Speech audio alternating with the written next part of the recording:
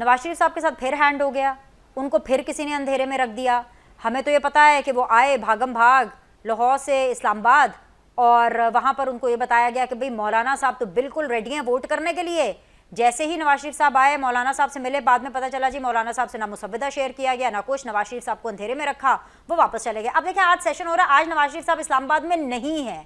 क्यों आप लोग नवाज शरीफ साहब को बार बार नाराज कर रहे हैं? कौन उनको अंधेरे में रख रहा है?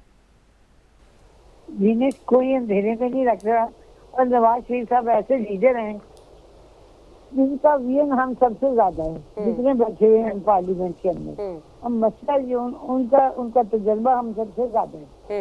उन्हें किसी ने अंधेरे में नहीं रखा।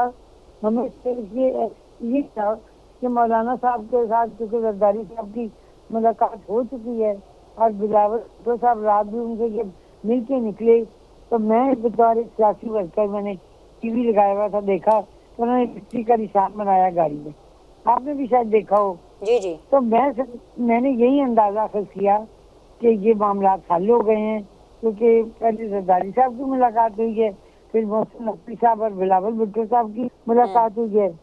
तो मैंने कहा कि ये तो शुक्र है अल्लाह ताला का कि मसला हल हो गया।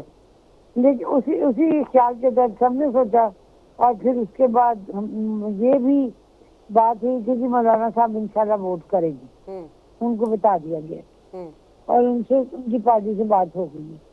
उसके बाद जब मोहम्मद नवाज शरीफ साहब तशरीफ लाए तो उन्होंने देखा कि यहाँ तो वोटिंग नहीं है, तो उनको कोई जरूरी काम भी था पंजाब में, तो वो फिर उन्होंने कहा वोटिंग भी नहीं है और कल का सेशन भी जो है वो एक आम सेशन है, उसमें कोई लेजिस्लेशन नहीं हो रही, कुछ ऐसा अहम मसला भी नहीं। तो वो रात को ही तो वापस चले गए, ना किसी से नाराज होके गए, ना उनको किसी ने अंधेरे में रखा।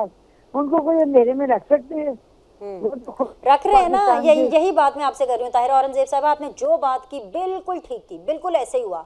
लेकिन यहाँ पे ना थोड़ी सी डंडी मार रही हैं आपके, नहीं वो नाराज होके नहीं गए, just for a face saving.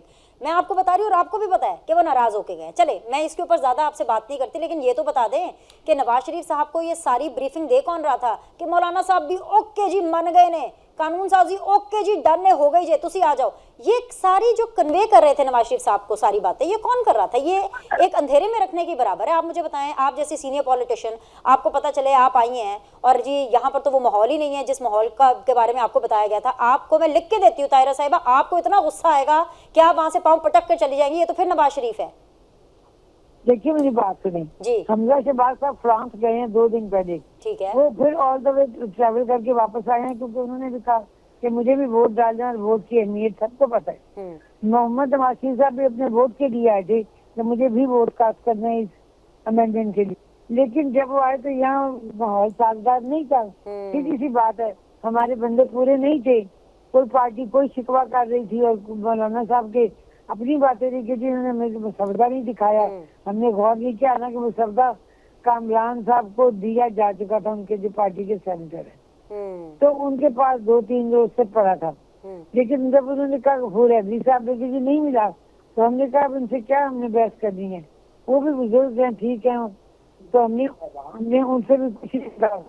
तो मुझे सिर्फ ये है कि मोहम्मद नवाज शरीफ साहब को कौन ब्रीफिंग दे रहा था, मुझे कसम खुदा की नहीं पता कौन दे रहा था, क्योंकि मैं उस कमेटी में शामिल नहीं थी।